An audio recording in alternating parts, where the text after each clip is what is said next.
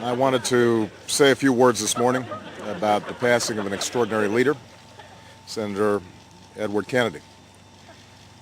Over the past several years, I've had the honor to call Teddy a colleague, a counselor, and a friend. And even though we have known this day was coming for some time now, we awaited it with no small amount of dread. Since Teddy's diagnosis last year, we've seen the courage with which he battled his illness. While these months have no doubt been difficult for him, they've also let him hear from people in every corner of our nation and from around the world just how much he meant to all of us. His fight has given us the opportunity we were denied when his brothers John and Robert were taken from us. The blessing of time to say thank you and goodbye. The outpouring of love, gratitude, and fond memories to which we've all borne witness is a testament to the way this singular figure in American history touched so many lives. His ideas and ideals are stamped on scores of laws and reflected in millions of lives. In seniors who know new dignity, in families that know new opportunity, in children who know education's promise, and in all who can pursue their dream in an America that is more equal and more just, including myself. The Kennedy name is synonymous with the Democratic Party, and at times Ted was the target of partisan campaign attacks. But in the United States Senate, I can think of no one who engendered greater respect or affection from members of both sides of the aisle. His seriousness of purpose was perpetually matched by humility, warmth, and good cheer. He could passionately battle others and do so peerlessly on the Senate floor for the causes that he held dear, and yet still maintain warm friendships across party lines. And that's one reason he became not only one of the greatest senators of our time, but one of the most accomplished Americans ever to serve our democracy. His extraordinary life on this earth has come to an end. The extraordinary good that he did lives on. For his family, he was a guardian. For America, he was a defender of a dream. I spoke earlier this morning to Senator Kennedy's beloved wife, Vicki, who was, to the end, such a wonderful source of encouragement and strength. My thoughts and prayers are with her, his children, Kara, Edward, and Patrick, his stepchildren, Curran and Caroline, the entire Kennedy family, decades worth of his staff, the people of Massachusetts, and all Americans who, like us, love Ted Kennedy.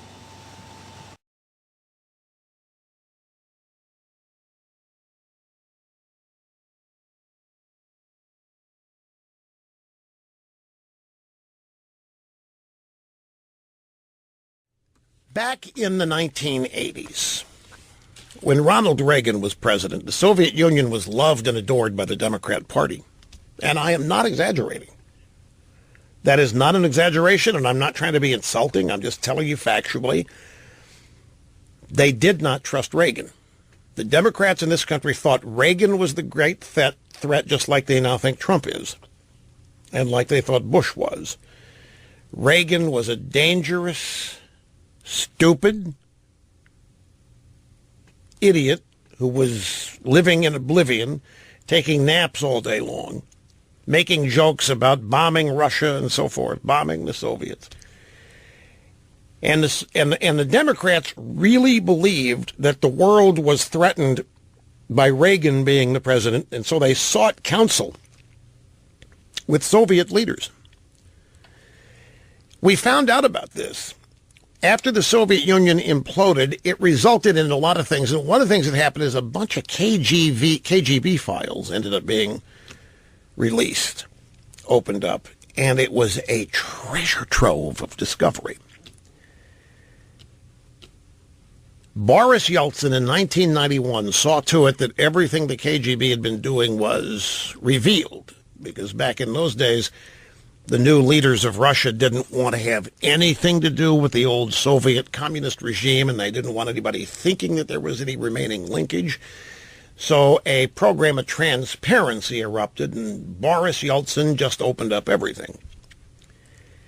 And one of the interesting items found was a memorandum addressed to the then top man in the USSR, Yuri Andropov. The memo was written by Viktor Chebrekov, who was the top man at the KGB. The subject of the memo from the top man of the KGB to Yuri Andropov of the Soviet Union was Senator Edward Kennedy on 9 and 10 May of this year. Senator Edward Kennedy's close friend and trusted confidant, John Tunney, was in Moscow. Tunney was Kennedy's law school roommate and a former Democrat senator from California. And Tunney was one of these guys, Chris Dodd, that run around waitresses, ended up being in sandwiches between one of the two guys at restaurants in Washington, D.C. But Tunney and Kennedy were tight.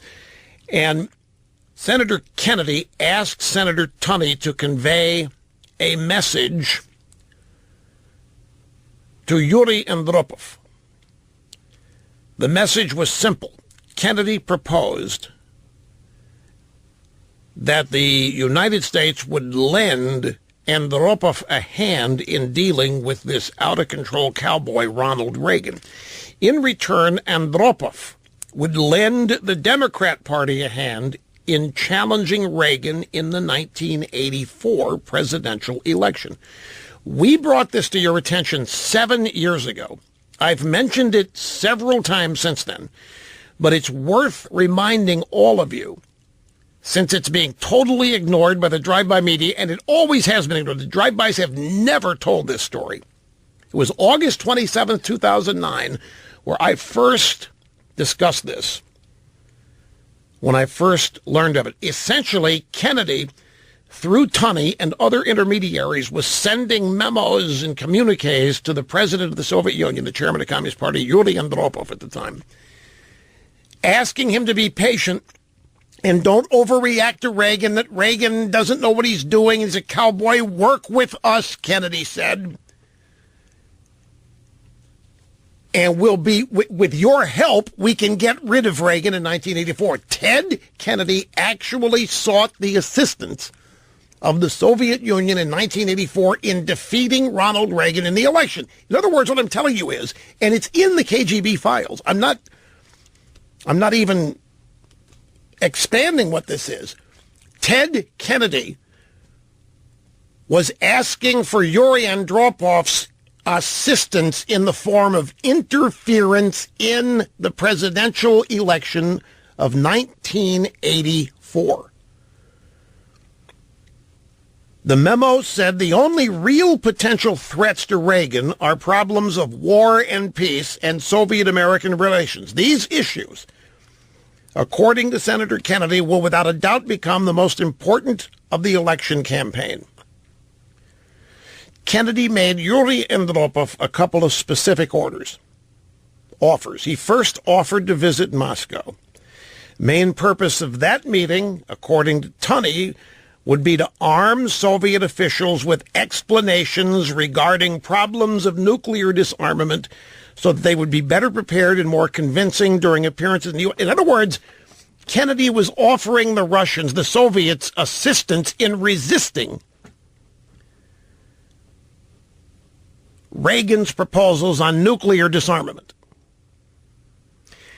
Ted Kennedy and the Democrat Party, let me just cut to the chase, were undermining a sitting United States president and planning on the Soviet Union assisting in the election of 1984. The way that was going to happen, they wanted the Soviets to be totally uncooperative. They wanted the Soviets to talk about Reagan and to react to Reagan as though he was a dangerous threat to mankind, to portray Reagan's proposals as inhumane and uncivil and just unacceptable and indecipherable. That was the plan, the assistance of the Soviet Union in the 1984 election as devised by Ted Kennedy. Because remember now, the Democrats were singing the praises of the Soviet Union in all ways. As a superpower, as a counterbalance to the United States' status as a superpower.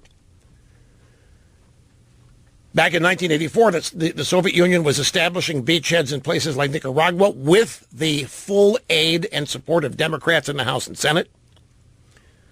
Daniel Ortega of Nicaragua would come to New York and be taken on shopping sprees by Peter, Paul, and Mary, and that would end up being in the news. And that was to portray him as a wonderful guy. Why, look, he loves Peter, Paul, and Mary. And Peter, Paul, and Mary, the Puff the Magic Dragon, they like Ortega. The whole thing was designed to undermine Reagan as some madman and to convince the American people the only way that the Soviets could be trusted not to launch a weapon against us was to get Reagan out of office. And here that same party is today with a cock and bull story about some sort of computer hacking that the Russians are engaging in to undermine the worst candidate the Democrat Party has ever put forward in my lifetime, and that would be Hillary Rodham. No worse candidate could they find, a two-time loser who has just rendered a three-time loser in these recounts. A woman who is so colorless, if it weren't for her varicose veins, nobody would notice her. Well, you don't see those either because of the pantsuits. A horrible candidate who called half the country deplorables. A woman who had no agenda. She's running against Donald Trump and thinking nobody's going to vote for Trump. Trump's a madman. She didn't even campaign. She didn't even go to Wisconsin and Michigan, some of these states. So in the bag did they think she wouldn't even go on campaign rallies because she couldn't draw flies to them. Her only agenda was trust me. I'm competent. I know Washington. I love the children. What have you done for children? I've been working with the Children's Defense Fund for 30 years. What have you done for children? Where's the endless parade of adults who survived childhood because of you?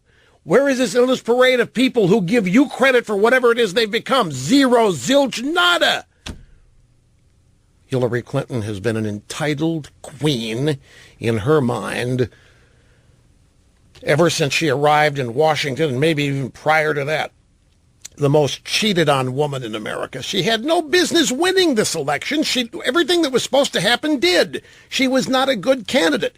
She was not attractive. She was not appealing. She was not engaging. She didn't have any charisma. She couldn't draw flies. Everything worked out as it should have. And they can't accept it. I got to take a break. We'll be back with much more straight ahead. Don't go away.